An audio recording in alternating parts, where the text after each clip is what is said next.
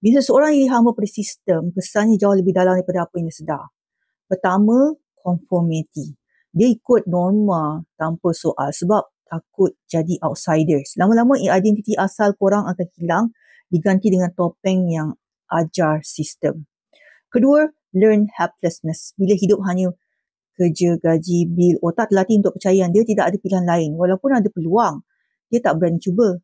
Yang ketiga adalah social conditioning. Sistem bentuk cara dia fikir.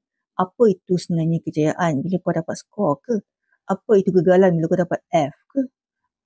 Apa kau tak dapat kerja ke? Dia akan jadi robot sosial yang bergerak ikut program, bukan ikut potensi diri. Dan paling parah ialah hilang autonomi. Hidup nampak sibuk tapi semua keputusan dah diprogram oleh sistem.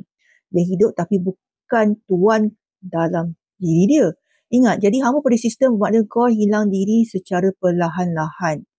Sama ada kau belajar guna sistem untuk naik atau kau tenggelam dalam sistem sampai lupa siapa diri korang yang sebenar. Ingat, jadi hamba pada sistem bermakna kau kehilangan diri perlahan-lahan. Sama ada kau belajar guna sistem untuk naik atau kau tenggelam dalam sistem sampai lupa diri korang sebenarnya. Kalau kau tak nak hanyut, kau kena mula kenal siapa diri korang sebenar.